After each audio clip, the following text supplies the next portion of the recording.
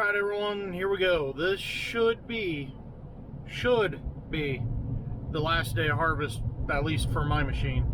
I've got, I want to say about 70 acres left here where I'm at. Maybe 70. Then I just passed a 40 acre patch that I'll probably hit on the way home. The other machine he's working on a pivot near home, going to a different feedlot than I am. And then there's a flood field I found out about a little bit ago that he's going to go to after that. Then all that is left is a neighbor's pit. He's got like 100 acres that he's putting up himself. So yeah, this is probably it. It's time to get started drilling forage sorghum. We got lots of irrigation water as the runoff is coming from the mountains, so this is probably the last day of harvest for me. So let's make it a good one, shall we? Let's get through this. So I was telling you guys in a video that farmers are responsible for the swathing, so we get kind of all kinds of different things. Here is an older case swather with a 30-foot draper head on it. Works kind of nice because now we don't need a rake or a merger. So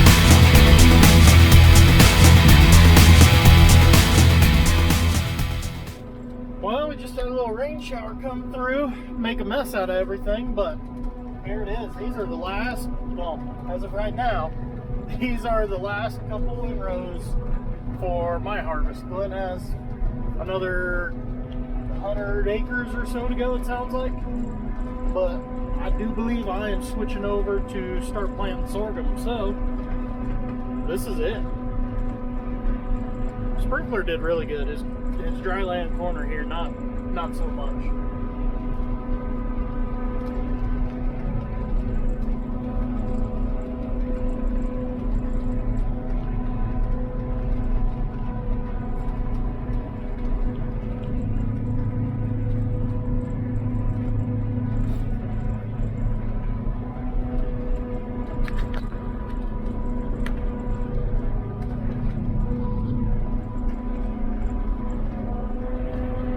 go, last road.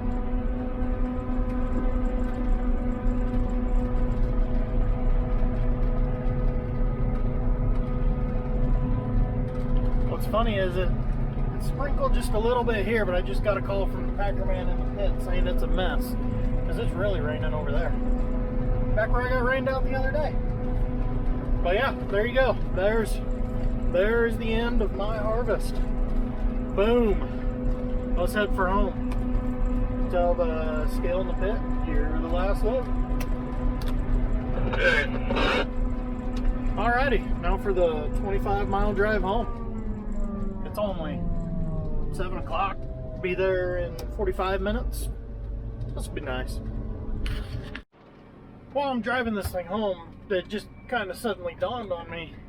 I've never really explained our custom silage business, so let's see if I can sum it up somewhat. So we've custom harvested silage since before I was born. My grandpa talked about, way back when they actually went almost 200 miles and cut up by Colorado Springs one time. But for us, it's always been local. That's the one nice thing about our custom harvesting. You get to sleep in your bed every night. Unless something really weird happens, then I don't know what to tell you on that. But since I was born, we've always harvested for a couple of small feedlots that were right here, and then numerous small cow-calf or cattle producers, be it a feedlot or a cow-calf guy, whichever one. And over the years, it's slowly grown. The first chopper I remember on the farm was a 3-row pull type, and now we've got an 8700 deer and a 7980 deer, looking to trade it for possibly a new 9800 deer. So silage has always been in the family, and it's something that we really like to do. It's a great thing to supplement farming for us and our cattle operation. I mean, we've got 8 full-time employees because of silage and cattle, not because of the farm side. But it makes it nice because in the farm sometimes you need that much. So the way it works right now, we've got 3 large feedlots that we chop for, all within 30 miles of our headquarters. And I couldn't even tell you how many small pits we do for local guys, local cattle producers. So the farthest we ever travel is about 40 miles. The way spring silage works, all these feedlots are buying it at a delivered price, which means the farmer is responsible for the swathing, the raking, and the chopping. Well, since we're the only ones around with the chopper, we're usually the guys they call. We've chopped for all these guys for years, so we've got a pretty good relationship built up with them. So since hay is so prevalent in our area, all these farmers have their own swather. So that's why we don't have like a big triple mower or a self-propelled with the merger belt underneath it or something like that, because we don't get paid to swath, so that's pretty unnecessary. So what we have is just a pull type merger. So when all these guys go out and swath, instead of using a rake, which gathers up a lot of dirt, we use a merger. And with that, we can throw a lot of rows together if we get into thin crop conditions, which we've had some of that this year. We'll put 75 foot into one windrow to make the chopping more efficient. Then when it comes to trucks, we own 4 semis. Well, we own more than that, but we own 4 trailers. So all we ever have running are 4. All the other semis are local farmers that use it as another source of income. So we've got a guy at Holly that has 3, a guy that I just passed over here brings 2, a guy clear down at Coolidge has a couple we can always call on. A couple farmers up here each have truck themselves. So we can get up to about 15, 16 semis if we need to, which sometimes in the fall, cutting good corn, we need that, because a 15-mile haul is just an average day for us. I hear all these stories about, yeah, we got a 2-mile haul. I'm like, yeah, that's like one in a million for us. So we're used to hauling long, so that's why we got all these different semis. Keeps all of them with something to do. But I mean, that kind of gives you an overview of how the silage works and You know, like I said, we've been in this forever. I really hope to continue it because, like I said, it's a good supplemental source of income, especially with commodity prices being what they've been the last couple of years. It's nice to be diversified. You know, we got row crop, we got alfalfa, which our premium alfalfa will sell in the bale to dairies in Texas. We got our chopping, we got our cattle feeding. It's one of the many things that makes us able to do what we do, and it keeps us busy, so we're not bored and looking for stuff to do at times. There's times where it'd be nice to be bored, but that usually doesn't happen here. Well, I'm getting distracted on tangents here. But so yeah, that's the basics of our silage. All the farmers swath it.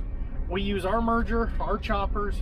We've got 4 trucks, and then we've got not even a handful, a pile of other trucks we can call on to help us with the hauling.